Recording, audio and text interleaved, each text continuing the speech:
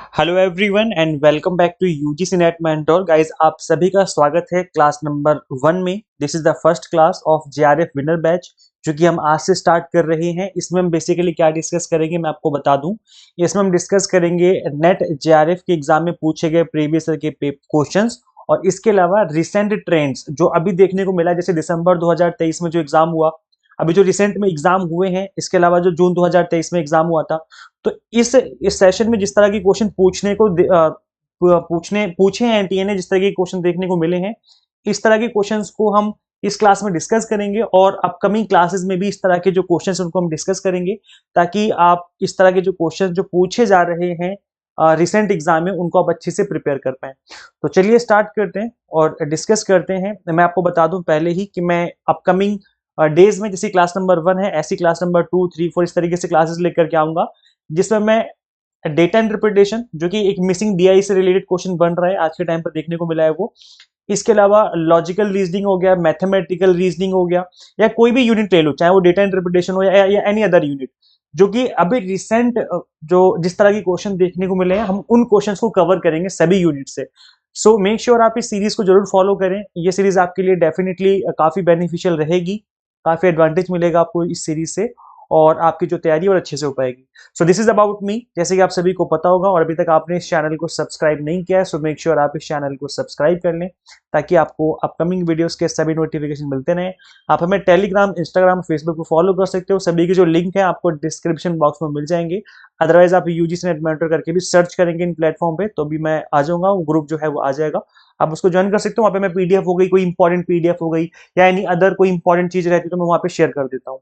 So make sure आप इन groups को join कर लें। और मैंने इंपॉर्टेंट टॉपिक सीरीज ऑलरेडी आपको कवर करवाई हुई है, मतलब जो थियोरी वाला पार्ट है, जो ऑल 10 यूनिट्स के एवरग्रीन और जो हमेशा से पूछे जाते हैं ऐसे टॉपिक रहते हैं, उन टॉपिक्स को मैंने कवर करवाया हुआ है इंपॉर्टेंट टॉपिक सीरीज में, जो कि फ्री में क्लासेस अवेलेबल है यूट्यूब पर। आप इसको फॉलो कर सकते हो, UGC net important topic series 2024 करके, ये हमारे चैनल के प्लेलिस्ट में अवेलेबल है।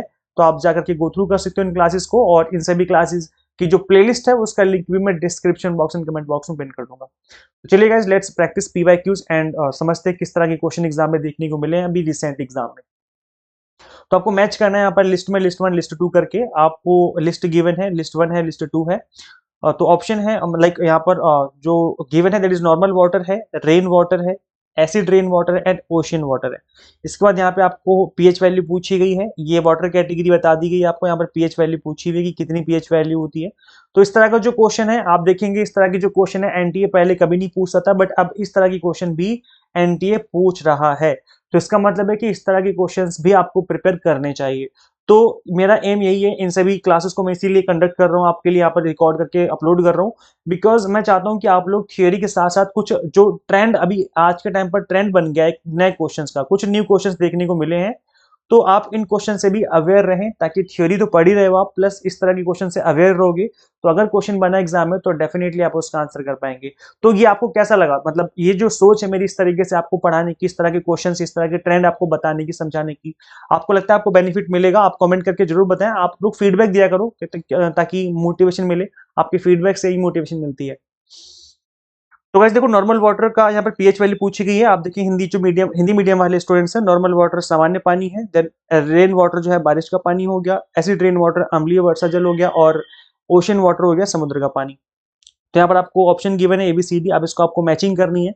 तो गाइस देखो, ये जो क्वेश्चन है ये 7th 8th क्लास में सभी ने पढ़ा होगा। आप किसी भी स्टेट में रहते हो, किसी भी बोर्ड से आपने स्टडी करी हो, ये 7th 8th क्लास का एक साइंस का एक छोटा सा क्वेश्चन है, नॉर्मल सा क्वेश्चन है, और ये जो है आपके पेपर 1 का पीपल डेवलपमेंट इन्वायरमेंट वाली यूनिट से पूछा गया क्वेश्चन है। तो ये यहाँ पर आपको बस पीएच वैल्यू पता होनी चाहिए। अगर आपको बेसिक नॉलेज है, बहुत ही थोड़ी सी नॉलेज है, तो भी आप इसका आंसर कर सकते हो। देखो कैसे, नॉर्मल वाटर सभी को पता है, नॉर्मल वाटर का जो पीएच लेवल है वो 7 होता है, ठीक है। तो ये एक बेसिक सी बात है, क्योंकि ऐसा क्यों होता है, क्योंकि जो पीएच स्केल होता है उसकी वैल्यू 0 से स्टार्ट होती है और 14 तक जाती है। तो इसलिए गाइज यहाँ पर जो बीच में होता है वो 7 होता है, और जो 7 होता है वो एक फ्रेश वाटर, एक नॉर्मल वाटर का पीएच लेवल वैल्यू होती है। तो अब क्योंकि अगर आपको इतना सभी पता है, तो भी आप देखेंगे कि मतलब ए का जो है 4th आंसर है, और आप देखेंगे यहाँ पर इन चारों ऑप्शन में ए का जो 4th यहाँ पर भी है, यहाँ पर भी और यहाँ पर भी है, और इसमें नहीं है ए का 4th, मतलब ये जो है इसका आंसर नहीं हो सकता। इन तीनों में से कोई एक आंसर है। तो इस तरीके से आप अगर एक दो चीजें भी आपको पता है तो कहीं ना कहीं आपके आंसर सही होने के चांस काफी बढ़ जाते हैं, है ना। इसके अलावा आप देखेंगे जो अगर आपको थोड़ी सी भी नॉलेज है तो आपको पता होगा कि यहाँ जो 0 से 14 जो लेवल होता है, 7 होता है नॉर्मल वाटर का। अगर आप नीचे की तरफ आओगे 7 के बाद 6, 5, 4, 3, 2, 1 इस तरीके से, तो यहाँ पर खट्टे पदार्थ आते हैं, एसिडिक वाले जो होते हैं वो आते हैं। और अगर आप ऊपर की तरफ बढ़ेंगे जैसे 8, 9, 10, 11, 12, 13, 14 इस तरीके से, तो यहाँ पे आते हैं जो एल्कलाइन होते हैं। और इसको हम हिंदी में क्या बोलते हैं, इसको हम हिंदी में कहते हैं खारा। जैसे समुद्र का पानी खारा होता है ना, तो वो जो चीजें वो इस तरफ आती हैं। तो आप देखेंगे जो समुद्र का पानी ओशियन वाटर वो 7 से ज्यादा होगा, क्योंकि जो खारी की वैल्यू ऊपर जाती है, तो ये ग्रेटर देन 7 है ना। तो इसका मतलब डी का जो है सेकंड ऑप्शन हो गया। तो यहाँ पर डी का सेकंड ऑप्शन अब इन दोनों में है, इसका मतलब यहाँ पर सी ऑप्शन भी नहीं हो सकता, है ना। तो अब इस तरीके से आपको करना है। तो आप सोच के बताइए कि इसका राइट आंसर क्या हो सकता है। चलिए फटाफट से बताइए, ए और बी में ही कोई एक आंसर है, सोचो और सोच के बताओ क्या आंसर हो सकता है इसका, फिर मैं आंसर करता हूँ। कमेंट कर दो, जल्दी से कमेंट कर दो, बताओ कि क्वेश्चन नंबर फर्स्ट का क्या आंसर हो सकता है। देखिए गाइस, इसका राइट आंसर होगा option number B. B is the right answer, क्योंकि यहाँ पर नॉर्मल वाटर जो होता है वो 7 होता है पीएच वैल्यू, एसिड रेन जो होता है वो 5 और लेस देन 5 देखने को मिला है, क्योंकि थोड़ा सा जो पानी है वो खट्टे की तरफ उसका जो है रहता है, एसिडिक वाटर होता है, एसिड वाटर जो होता है। ओशियन वाटर जो है उसका खारा पानी होता है, इसलिए मोर देन 7 होता है। रेन वाटर जो होता है वो 5 to 6 के बीच में रहता है। तो ये मतलब जो नॉर्मल वाटर है उसे थोड़ा सा क्या रहता है, जो पीएच वैल्यू उसकी कम रहती है। तो ये है। इसके अलावा कुछ यहाँ पर फैक्ट मैंने लिख दिए हैं, जैसे पीएच वैल्यू है वो measure the concentration of hydrogen ions in solution. तो पीएच वैल्यू क्या मेजर करता है, हाइड्रोजन के आयंस को मेजर करता है कि सॉल्यूशन में कितनी हाइड्रोजन के आयंस है, कितनी सांद्रता है उसमें, है ना। इसके बाद it is measured on pH scale which has values from 0 to 14। तो पीएच स्केल में कितनी वैल्यू होती है, 0 से 14 तक का जो है ये स्केल होता है। ठीक है, पीएच पैमाने पर कितना होता है, 0 से 14 तक का की जो है इसमें वैल्यूज देखने को मिलती हैं। इसके अलावा एनी सॉल्यूशन लाइज अंडर 7, मतलब 7 से अगर नीचे है, कोई भी 7 से नीचे हो गया तो वो क्या हो गया, एसिडिक हो गया। और एसिडिक का मतलब क्या होता है, एसिडिक का मतलब होता है कि वो अम्लीय हो गया। अम्लीय मतलब थोड़ा सा खट्टा, उसमें जो टेस्ट है थोड़ा सा खट्टा सा होगा, जैसे नींबू हो गया, ऑरेंज हो गया। तो उनकी जो पीएच वैल्यू है 7 से कम होगी। ठीक है, सॉल्यूशन अबव 7 आर बेस, जो 7 से ज्यादा की वैल्यू है तो वो क्या होगा, वो क्षारीय होते हैं। हिंदी में क्या बोलते हैं, क्षारीय बोलते हैं ना। 7 से ज्यादा हो गया तो क्या हो गया, खारा होता है। जैसे समुद्र का पानी है, खारा होता है। तो वो जो वैल्यूज है वो 7 से ज्यादा हो जाएंगी।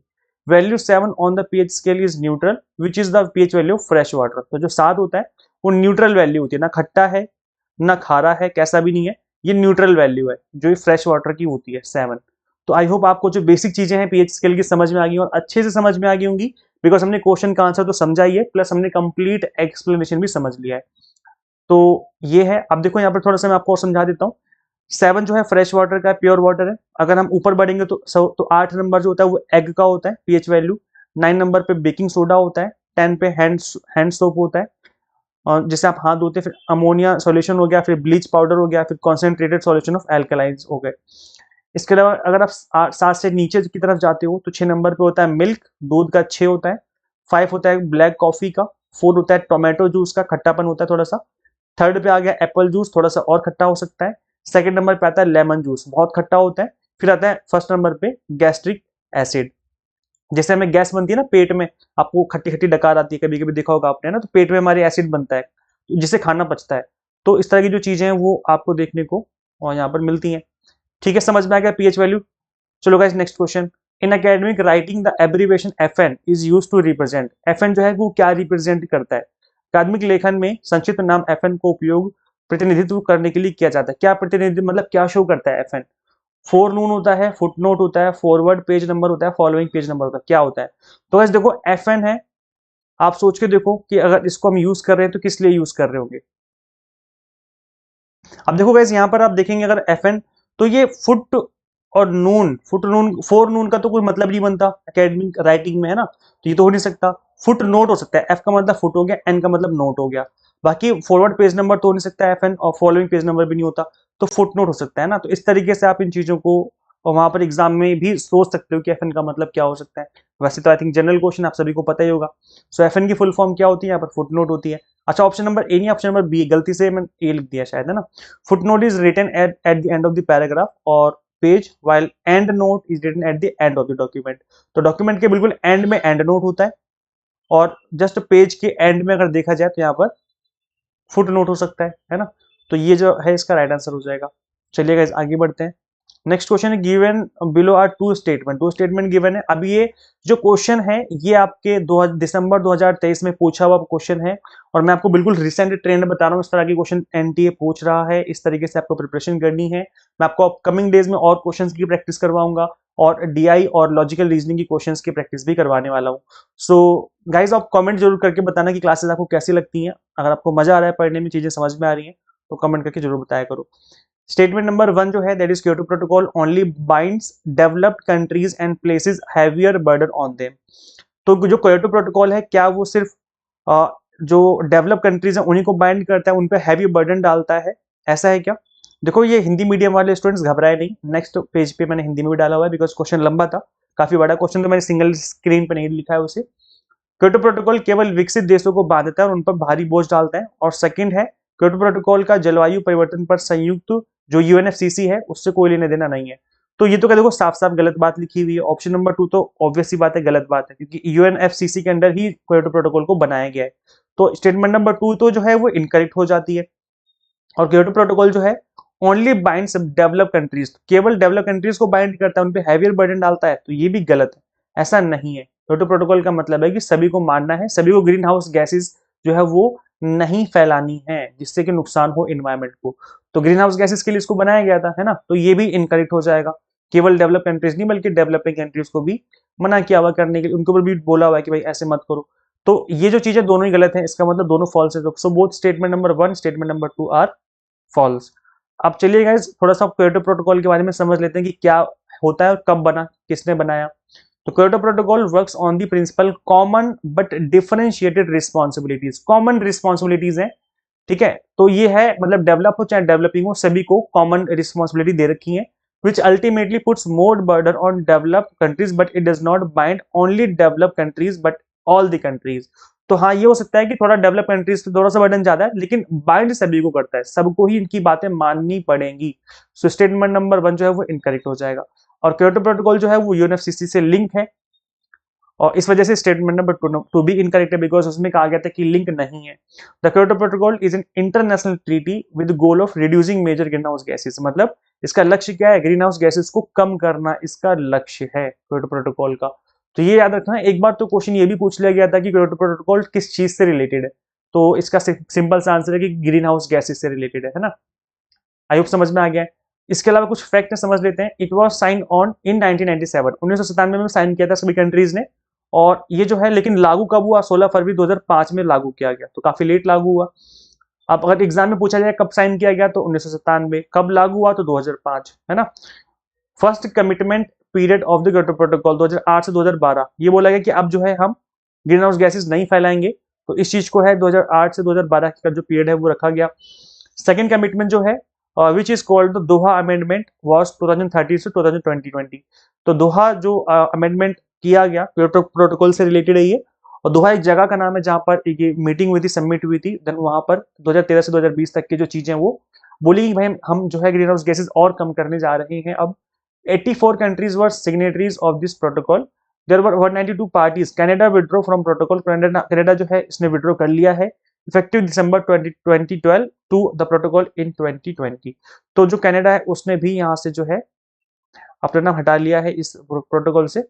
तो USA has never ratified it. क्या बोला गया कि संयुक्त राज्य अमेरिका ने कभी भी इसका अनुमोदन नहीं किया है।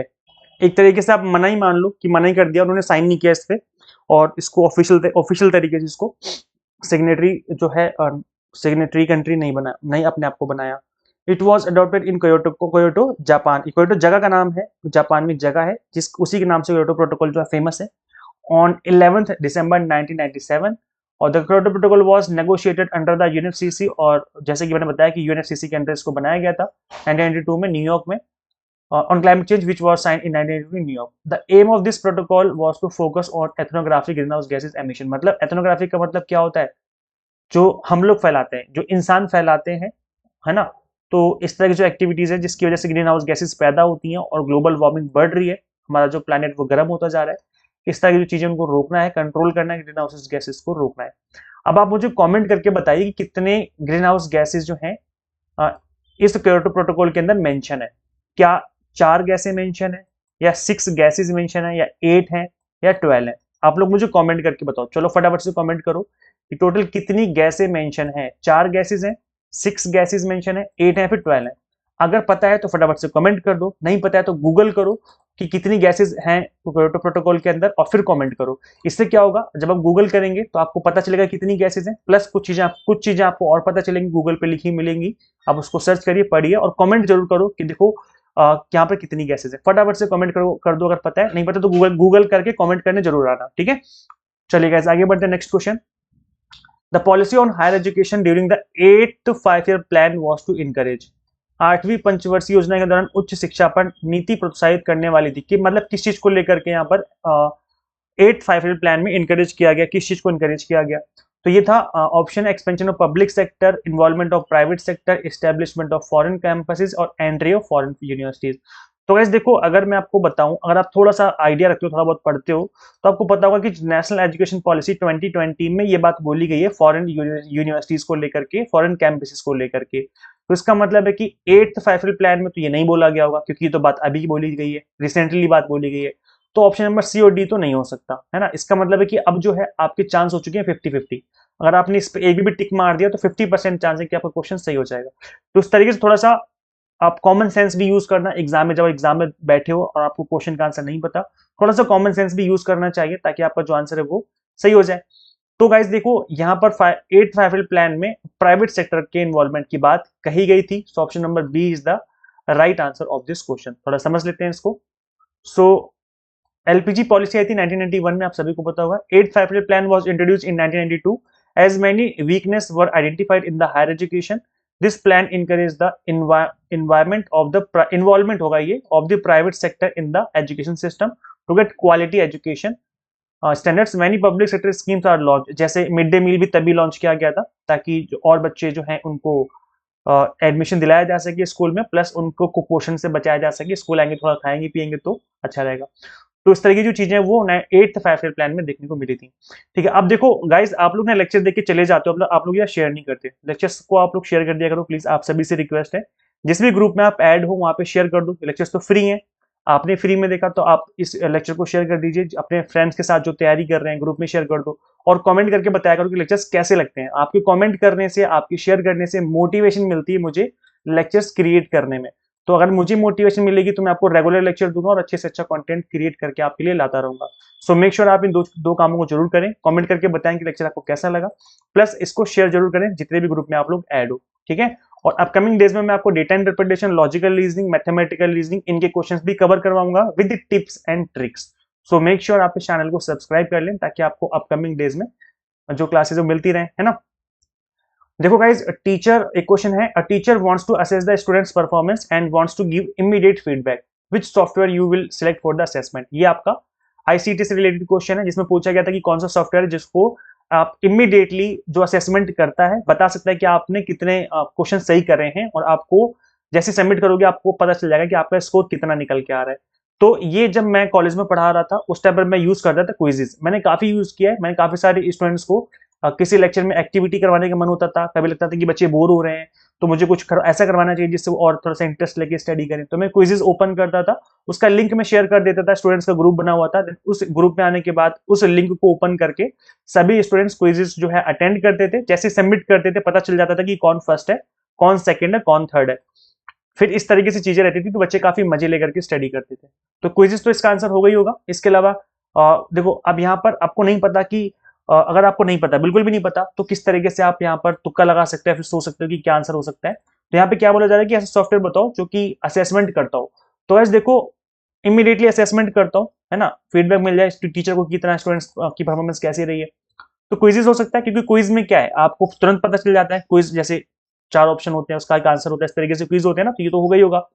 एनी मेकर हो सकता है, नहीं हो सकता? नहीं हो सकता, क्योंकि एनी मेकर का मतलब क्या है, ये एनिमेशन से रिलेटेड है। अब एनिमेशन क्रिएट करोगे तो उसका क्या मतलब असेसमेंट से, है ना। तो एनी मेकर नहीं हो सकता। अब इसके अलावा आप देखेंगे यहाँ पर जो सी है, स्क्रीन कास्टोमेटिक। अब ये स्क्रीन कास्टो मतलब नाम से पता चला कि स्क्रीन कास्ट हो रही है। मतलब ये screen recorder software, screen record करता है।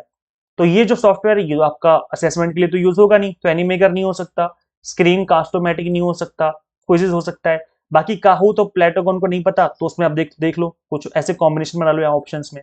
जैसे एग्जांपल के लिए मैंने बताया कि सी और डी नहीं हो सकता, तो डी नहीं हो सकता मतलब ऑप्शन नंबर ए नहीं हो सकता, है ना।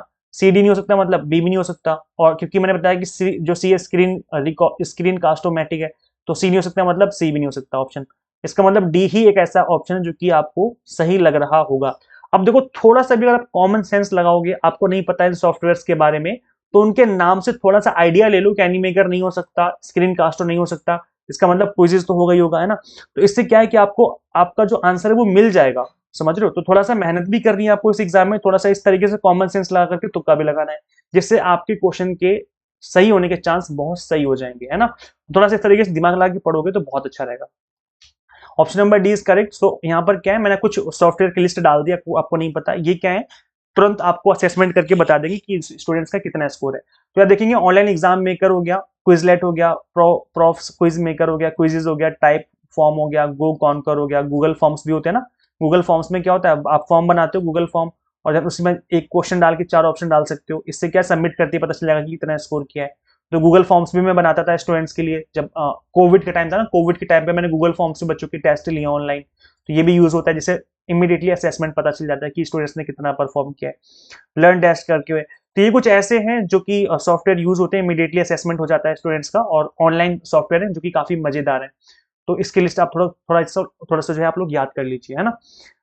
इसके अलावा गाइस देखो, हमने एक विनर बैच स्टार्ट की जा रहे, विनर बैच स्टार्ट किया अभी रिसेंटली जून 2024 और दिसंबर 2024 एग्जाम के लिए। अगर आप तैयारी कर रहे हो इस एग्जाम की, तो आप कंप्लीट बैच ज्वाइन कर सकते हो, जिसमें मैंने आपको थ्योरी भी पढ़ाई हुई है, कंप्लीट थ्योरी ऑल 10 यूनिट्स की मैंने पढ़ाई हुई है। उसके अंदर एमसीक्यूज क्लासेस भी हैं, थ्योरी क्लासेस भी हैं, 100 मॉक टेस्ट है प्रैक्टिस करने के लिए, एंड पीडीएफ नोट्स है जिनको आप डाउनलोड भी कर सकते हो। तो गाइज यहाँ पर कौन कौन से कोर्सेज और कौन कौन से सब्जेक्ट अवेलेबल है और कंप्लीट कंटेंट कैसे मिलेगा। कंप्लीट कंटेंट बाइलिंगुअल है, इंग्लिश मीडियम हिंदी मीडियम में, पेपर 1 है, कॉमर्स है, मैनेजमेंट एंड पॉलिटिकल साइंस है। तो ये चीजें जो है आपको एग्जाम टारगेटेड मिलेंगी। यहाँ पर आप किस तरीके से आप इस कोर्स को ज्वाइन कर सकते हो, आपको simply exam mentor app install करनी फ्रॉम गूगल प्ले स्टोर। अगर आप iOS यूजर है तो उसका लिंक भी आपको description box and comment box में देखने को मिल जाएगा। सो फटाफट से इस ऐप को इंस्टॉल कर लीजिए और अपनी जो तैयारी है स्टार्ट कर लीजिए। So thank you so much for watching this video, मिलते हैं गाइस फिर नेक्स्ट वीडियो में। Till then keep watching UGC NET mentor. Thank you so much.